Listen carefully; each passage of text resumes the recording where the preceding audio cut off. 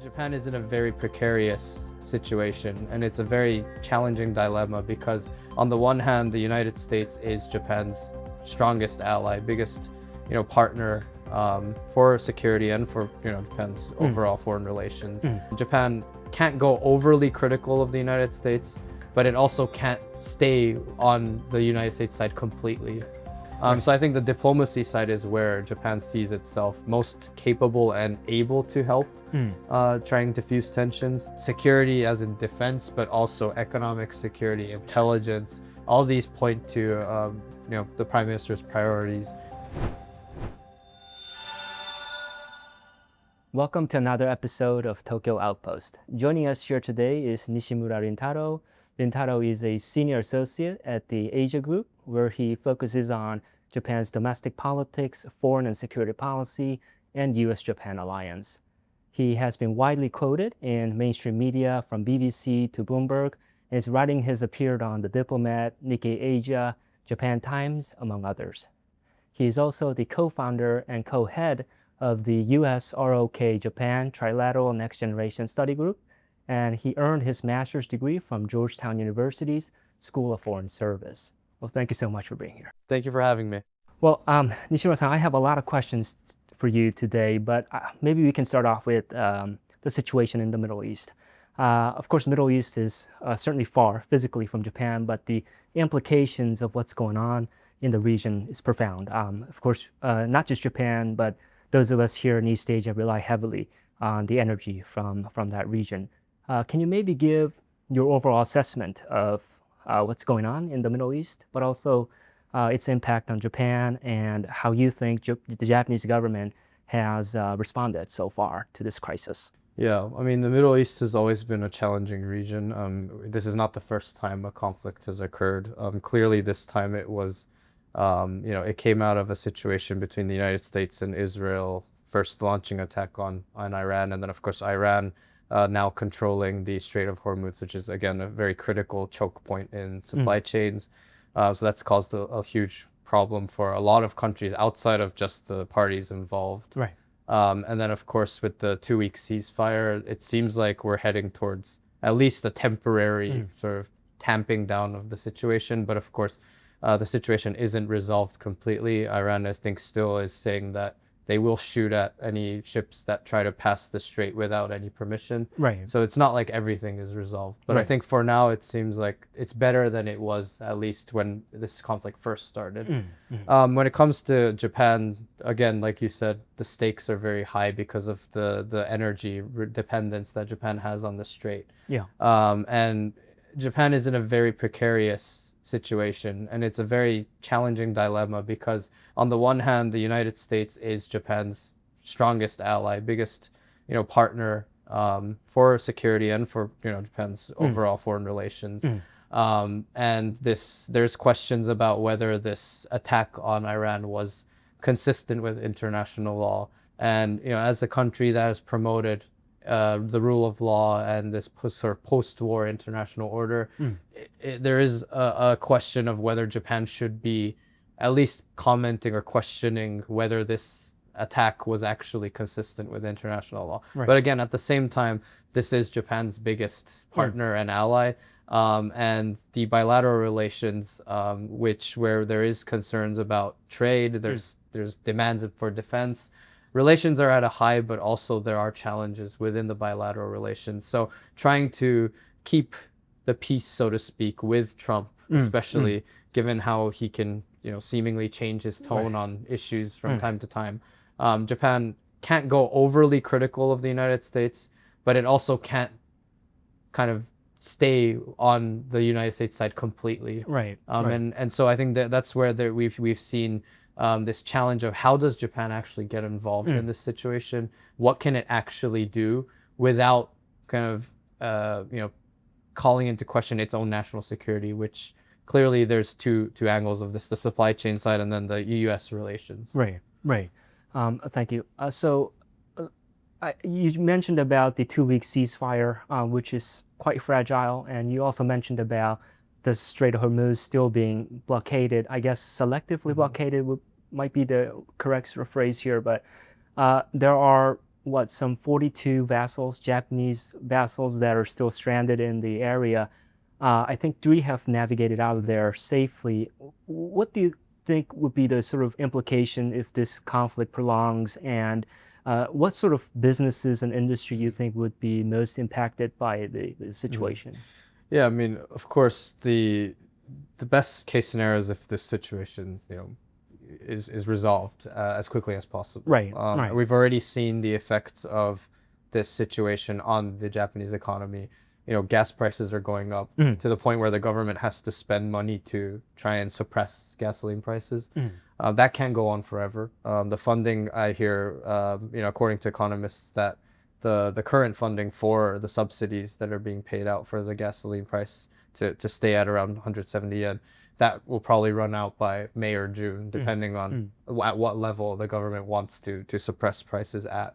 So clearly there's already concerns about what this would mean if this continues and gas prices continue to be high, Right. which is a possibility that is very real because of oil prices globally being very high. Right. And just because Iran suddenly accepts and allows for safe passage doesn't mean prices will suddenly drop overnight. Right. So this situation is not going to resolve itself over a very short period of time. So of course, as the longer it continues, it's going to hit prices, not just of gasoline, but also of daily goods that we buy at stores, Right. Which use products like oil, which use products like naphtha, which is used for plastics.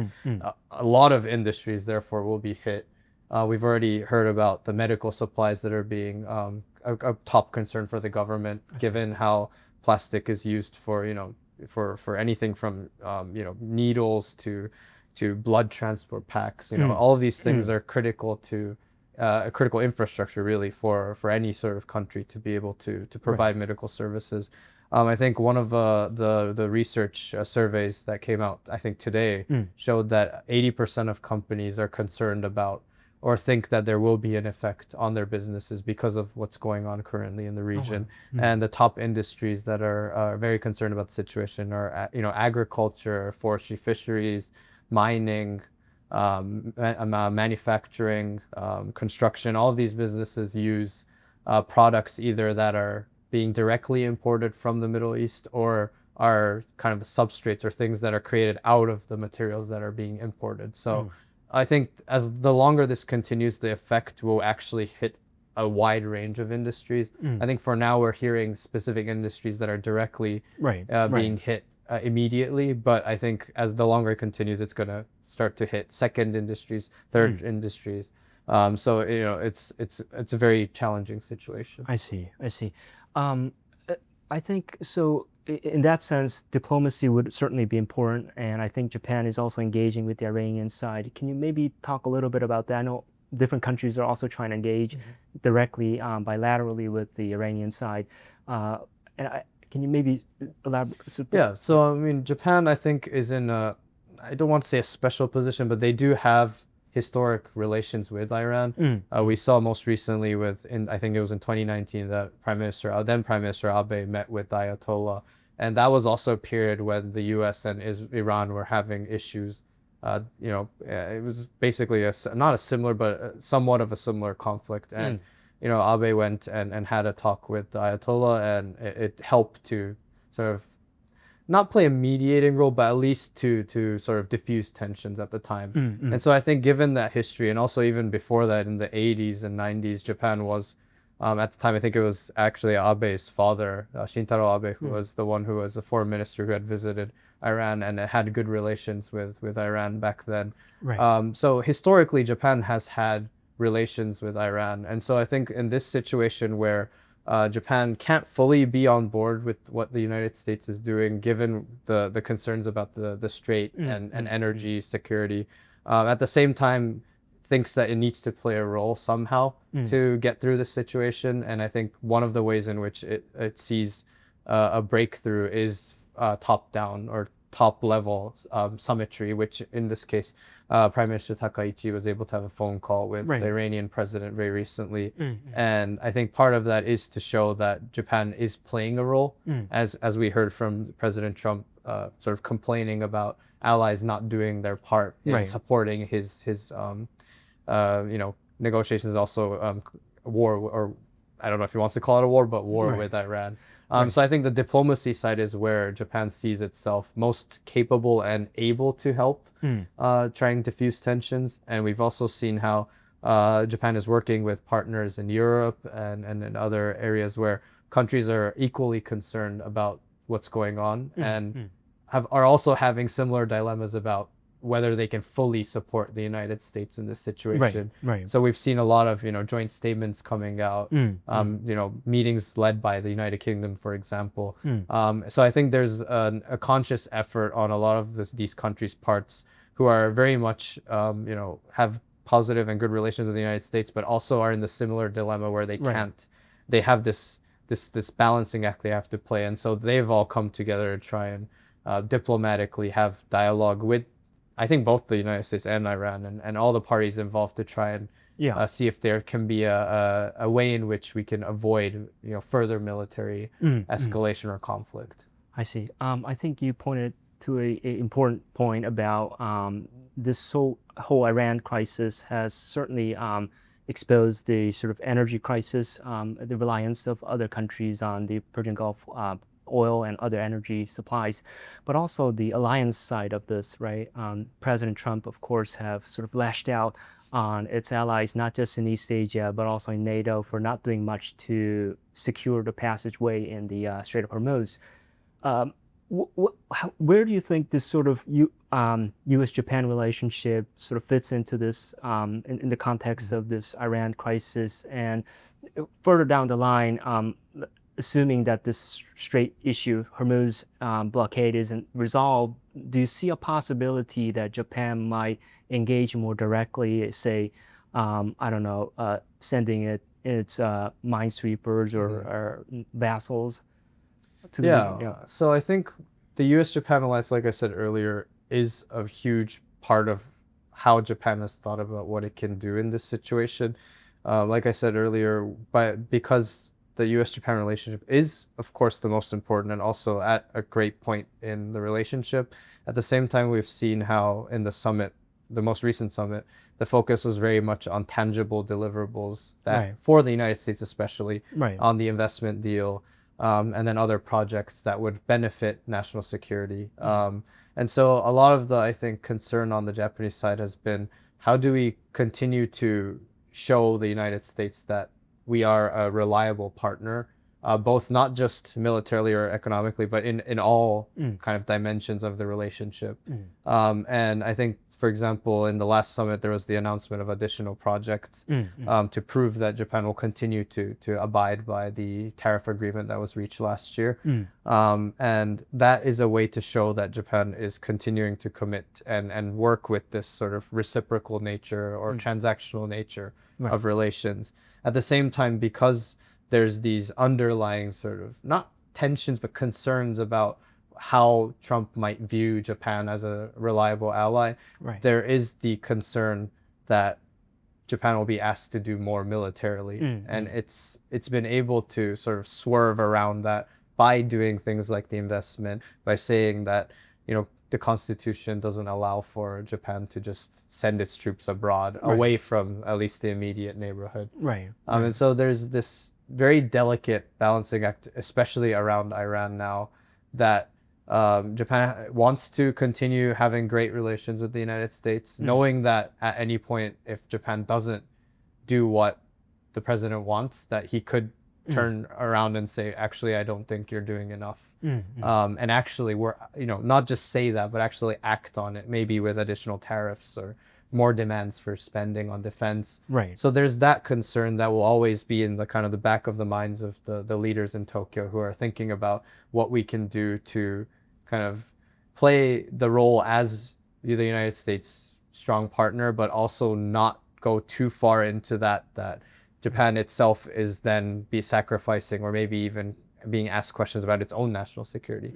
And that, I think, leads to the question about what Japan might do in the kind of future if this persists. And, we've already heard about some of these questions around what happens legally with the JSDF. For example, with collective self-defense, I think a huge question mark is around Japan not having any official position on what they view legally this attack on Iran.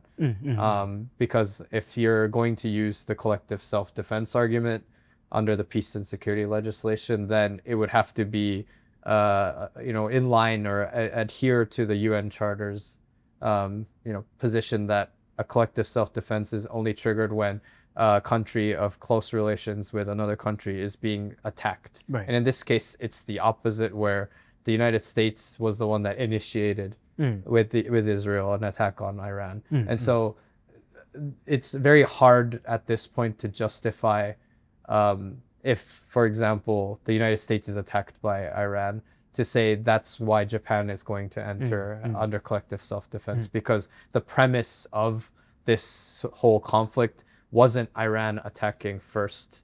It was technically the United States initiating a military operation for its own reasons, obviously.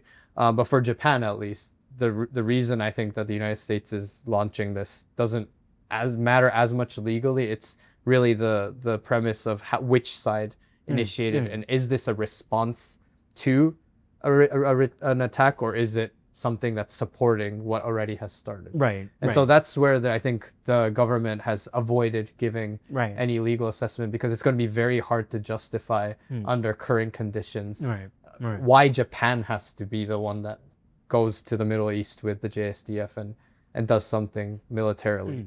And it also then calls into question the US-Japan angle of that. If Japan doesn't use or can't use the collective self-defense argument, then that would probably not go down well in Washington. And so I think that's why Japan has played this position of, we're not going to comment on it because we don't know, we don't have all the details of the situation. I think that's what the government has said is why Japan won't give a legal assessment on the current situation. And I don't think that will change until there's a ceasefire, a complete ceasefire. This is a temporary ceasefire. We don't know if this is going to last. An attack might start again. We just don't know enough at this point where this is headed. So I don't think that legal assessment will change at this point. I think that's why we're now starting to see discussions around whether the JSDF can be deployed in a different manner, in which case this would be like in 2020 when Japan, after then Prime Minister Abe went to Iran to visit the Ayatollah, the Japanese government did dispatch the JSDF under I think it was Article 4 of the JSDF Act that says that if it's for surveying or for investigation or information collection, the JSDF can be deployed to not get involved in an active combat, but to kind of see how the situation is actually on the ground and to share information with other governments. But also in the emergency situation in which maybe Japanese vessels are in danger, they can technically get involved in a maritime operation to protect those Japanese ships. But then again, that only is limited to Japanese vessels. And in many cases in the current situation, vessels aren't always registered to the country that the company is tied to. They might be registered under a different country. Under current legal bounds, if it's not registered under a Japanese under Japan's nationality, then the JSDF can't really act unless there's an active combat where there's an active attack on the JSDF itself. I see. And so there's a lot of these technical grounds in which the Japanese government, I think, is trying to, as much as possible, avoid a situation where the JSDF has to get involved, because one, again, it's the Middle East. It's not exactly Japan's neighboring area. And then number two, politically, it's a very unpopular, I don't want to call it a war, but a situation. We've seen in multiple polls that the Japanese public doesn't agree with this current situation, and they are actually supportive of the government's kind of ambiguous position on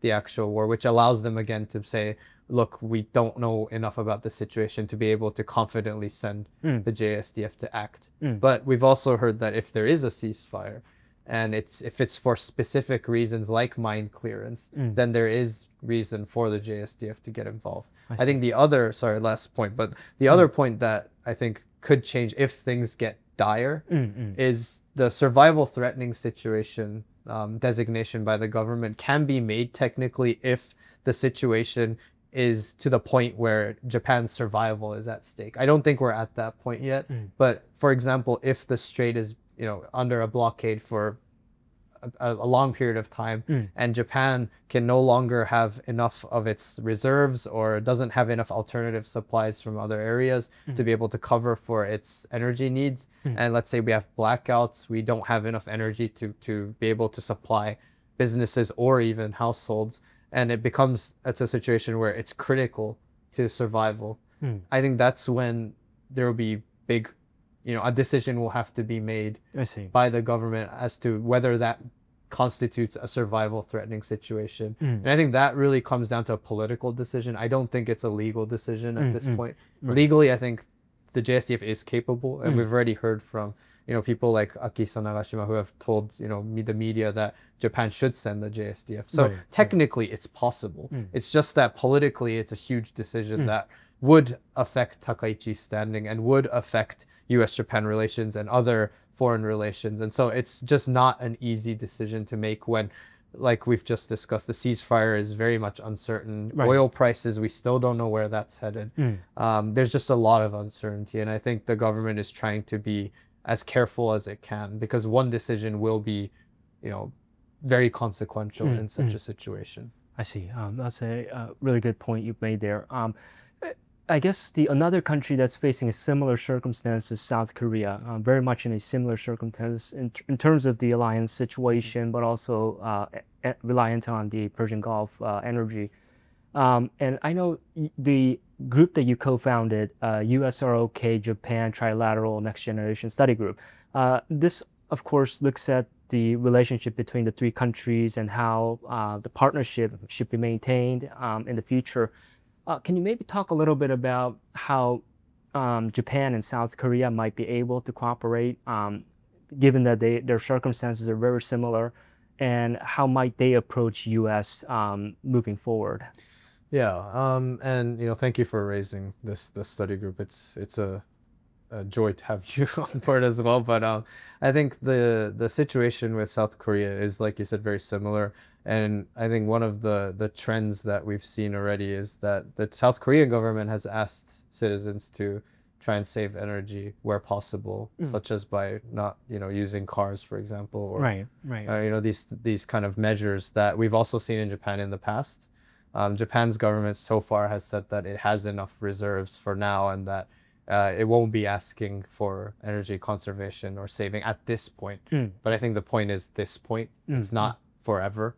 I think as the situation changes, I think it's fairly natural at this point to be asking for voluntary measures, not enforced measures, but voluntarily asking for measures in which households and also businesses can find ways to save energy. And we've already heard reports that the government is contemplating that, and I think Akazawa-san has already talked about those considerations are being discussed within the government. Politically, of course, the longer that continues, that becomes a problem for the Japanese government. But I think in the short run, I don't think people will have the complaints, because they're already seeing how the situation is affecting the prices. And if it's going to help them in a way by saving, to be able to, in the long run, be able to suppress prices and see this situation kind of, tempered in a way. I think in the short run, it is something the government can definitely think about. And in terms of cooperation with South Korea, we've already seen how the agreement, I think that was reached, I think last year or the year before, to help both countries evacuate their citizens from third countries. We've already seen that happen. We saw how both President Lee Jae-myung and Prime Minister Takaichi, thanking each other for these cooperative efforts, which again, I think is a huge step, even for even though it's not an active combat zone or anything. It's a huge step for the two countries, because we've seen how, up and down the relationship has been for so long. Now there's a practical strategic necessity for both countries to work together. And this is one way of showing that, the two countries trust each other and can work with each other. And so I think that was a first positive step in this context, as much as the context itself is not a good one. So that's great. And I think the other side of things would be around energy supply chains. Of course, both countries are in some ways competing for the same resources. everyone's looking for alternative resources. So of course, in some ways, the two countries are going to be in competition, which is the same for even in industry. You know, Japan, Korea have similar industrial strengths that end up, you know, pitting companies against each other. But then there's other parts of the supply chain where, for example, in the semiconductor industry, chemicals from Korea will come to Japan. Japan can also provide equipment that then the Korean semiconductor manufacturers use. So there, even in the political sort of volatility that we've seen in the past, there has been always that industrial cooperation.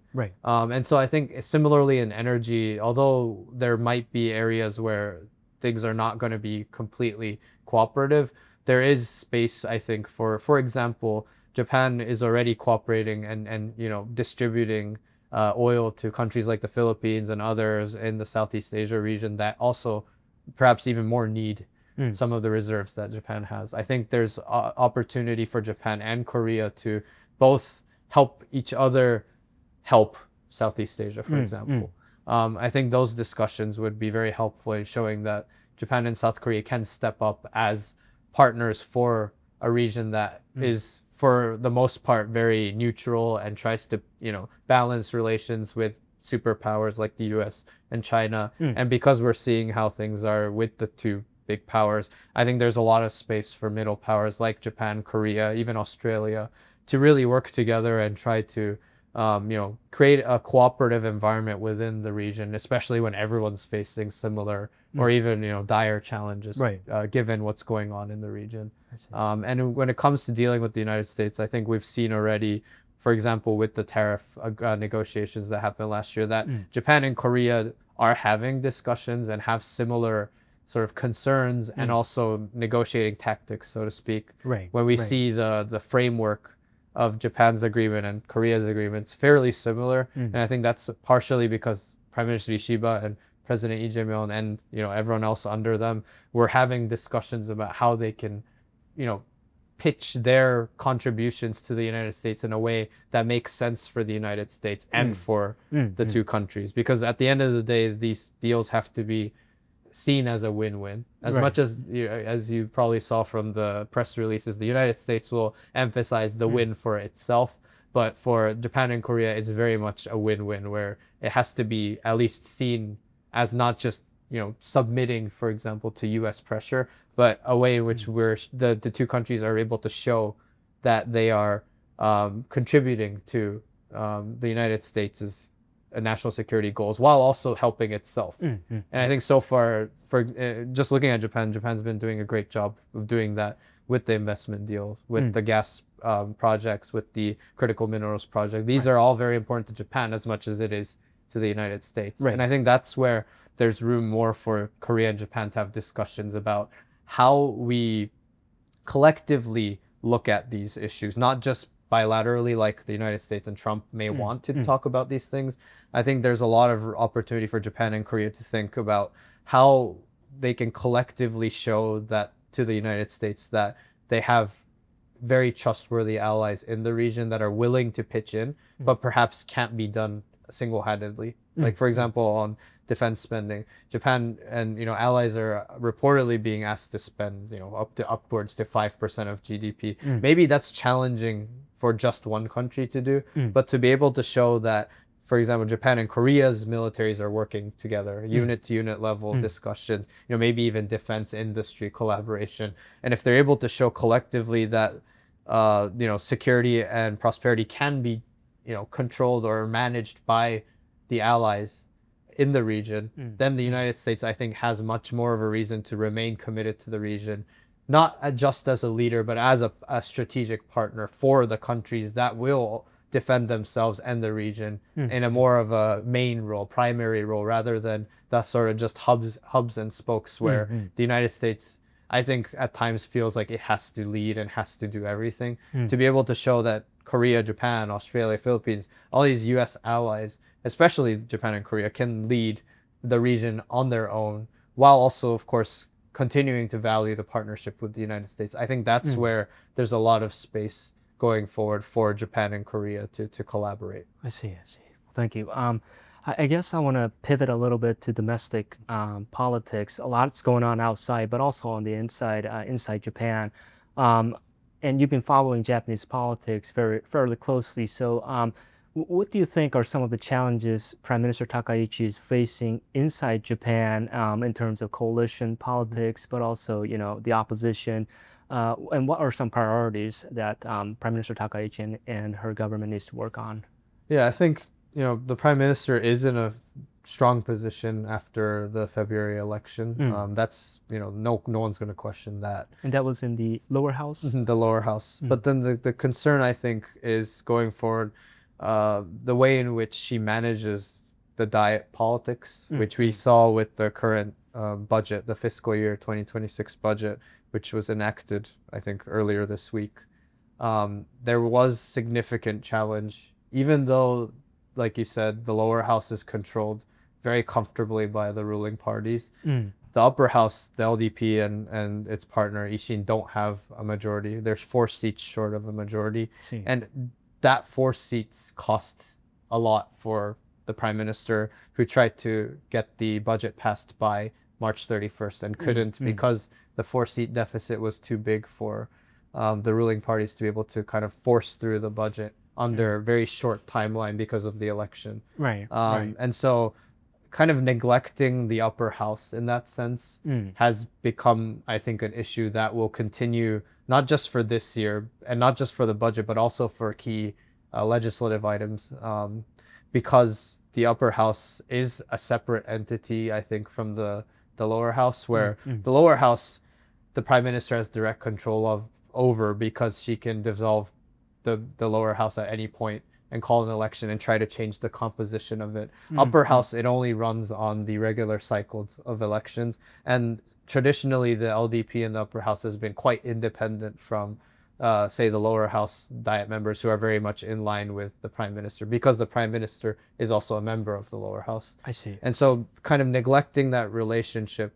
on both within her party, but also with other opposition parties, because I think there was a confidence that the lower house supermajority was enough to be able to kind of steamroll through the diet deliberation process. Right. I think this is something that I think was a hard lesson, that, of course, it's great the budget was passed, but it was still passed a few days after the new fiscal year has started. And it was, I think, a political sort of loss of points, so to speak, because the government then had to formulate a supplementary or provisional budget for just that, first initial week or so of the new fiscal year. And that's just, it was unnecessary in a way. And so the political capital that was expended on this sort of process, I think, was a hard lesson, that the upper house still matters as much as the lower house is now completely under control of the ruling parties. And so I think that's a concern for, not a concern, but a challenge that, if is not addressed, can become a problem. And if, the bills going forward aren't going to be passed as easily because of this sort of lower house, upper house relationship, that could cause problems for approval ratings as well, because I think a lot of voters wanted Takaichi because of her kind of executive ability, the ability to be able to promise something and actually deliver. And if that doesn't happen, we saw how under the previous prime minister, Shigeru Ishiba, that the challenge of passing legislation and having to make compromises created problems both for within his party, of lawmakers not being happy by the compromises that were being made, but also the public being unhappy with the bills that weren't being passed on a timely manner. And so that, I think, will be a challenge for the prime minister in the next few months as this diet session progresses. And for priorities, I think the biggest priority now is the intelligence bill, which would create a National Intelligence Council that is basically going to be the intelligence counterpart to the National Security Council. And it reflects a desire on the prime minister's part to address questions about Japan's capabilities to gather intelligence and also share that. We saw that with the Five Eyes. There's questions always about Japan's ability to be able to collect and also disseminate this sort of intelligence. And so that's become a huge priority and is one of the 4 bills that the government has designated as an important bill for this diet session. And I think the prime minister's priorities are also on, of course, growth, which we've seen with the growth strategy discussions that are going on. And I think in the June or early summer period, that'll be kind of the roadmap for where this government sees a public-private investment going into, and which sectors are most critical for Japan's growth. And of course, that needs to be, it has to progress in a timely manner, while there's also discussions about consumption tax cuts and other politically sensitive, I would say, areas where the opposition will still be able to, tackle and address or even attack the prime minister on some issues. And even though the consumption tax is generally viewed favorably, there's, the question of, does this actually work as an inflation relief measure when people are actively seeing prices go up right now? But if consumption tax takes time to actually kick in, which we're already hearing it might take like a year, in the meantime, if prices continue to go up, even regardless of legislation, that will become a problem as well. So there's economic challenges, there's political, legislative challenges, and there's also other priority areas that I think the Prime Minister will want to focus on this year, such as on economic security. The Economic Security Promotion Act, I think the first revision since the enactment in 2022 is happening this year, to try and expand the areas in which Japan's government sees a need to secure critical goods and critical infrastructure. I also think the bill to create Japan's CFIUS, the Committee on Foreign Investment, that is also another huge priority for the Prime Minister. All the underlying, I think, kind of motivations are around this idea that Japan's security is in question in many ways because of the very severe environment that is surrounding Japan at the moment. And so security as in defense, but also economic security, intelligence, all these point to the Prime Minister's priorities, which is really, as she said in her first press conference, a strong economy, but also a strong Japan. And so I think that's where a lot of the focus will be in this immediate kind of term.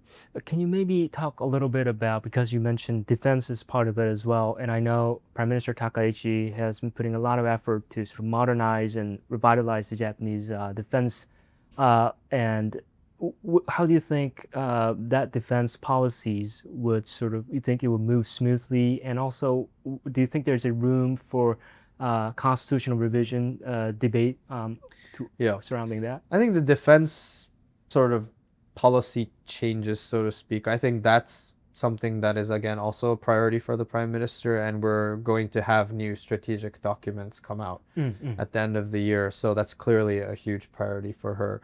We've also seen the budget target be pushed forward to this year, from 2027 to reach 2%. So it's clearly a priority, and I think it's a very reasonable kind of motivations to do that. We've seen Ukraine, we've now seen Israel, Hamas. We've also seen the signs of China and Taiwan. And so we've seen very different ways of warfare now, with AI being used, with cyber attacks, with drones being used. These are all sort of what we would call new modes of warfare that the Japanese government has always, I think, thought about, but the investments haven't been as much of a priority compared to, say, long strike capabilities or other hardware that has always been the focus. And so I think this new revision will address these new modes of warfare and the fact that the ways in which war fighting happen now, it's very different. It's going to involve multiple domains. It's going to require command and control structures that can very speedily analyze information and send out new commands. It needs to use satellite. It needs to use space. There's just so many different considerations now that I think that defense is now not just about rockets and missiles or bullets. It's about all sorts of different types of equipment, but also just war fighting styles or tactics. And so I think that's what the Prime Minister is focused on. And I think that there's always going to be challenges around spending, because once that happens, we have to talk about how are we going to finance it? Are you going to ask the public to pay in the form of taxes or other measures? And that's always a political issue. But I think the Japanese public has become more aware and conscious of the fact that the security environment is not as great or as safe as it was, let's say, 10 years ago. Right. And I think we saw that in this last February lower house election, where the LDP was quite literally the only party that was coming up with realistic assessments of what was going on. It wasn't trying to be a warmonger. It wasn't trying to say we're going to create the JSDF to be able to invade other countries. It was quite literally an assessment of, look, we have China, we have North Korea, we have Russia. We're seeing all sorts of different types of war happening. It's not just about launching missiles now. Japan needs to be prepared. And I think as much as people don't want to talk about the spending side of it or how the financing works, I think there's a growing consensus around the fact that defense is necessary and that security is a priority for the country right now. And I think there's less of a sort of taboo around discussing these things. I see. I think when we start talking about the Constitution, that becomes less of a defense security argument and more of a political discussion. And so that's where there's going to be, I think, the challenges of all these other questions or challenges, issues that the Prime Minister faces that will expend a lot of capital, that might make it slightly challenging to launch a full frontal kind of amendment to the Constitution. Right. But I do think that the LDP's going to try very hard this year because, well, first of all, it's a very historic year for the LDP. It's an anniversary year. Also, the fact that they have the numbers, at least in the lower house, to show that they're serious about the Constitution, which, by the way, has always been a priority for every prime minister that has come in. But it's all been rhetoric. It hasn't been much progress.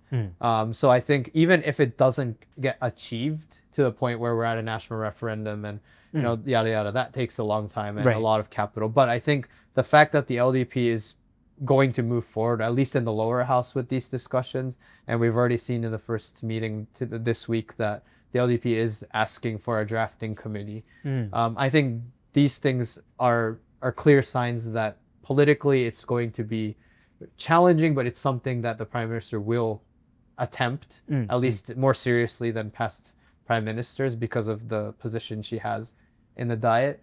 I don't think it's a necessary thing for defense to be reinforced. As much as the JSDF being inserted in the language of Article 9 would be a huge deal, and maybe deleting or tweaking the provision on renouncing war powers would be a huge symbolic and political statement. I think Japan is more than capable of reinforcing itself without the Constitution.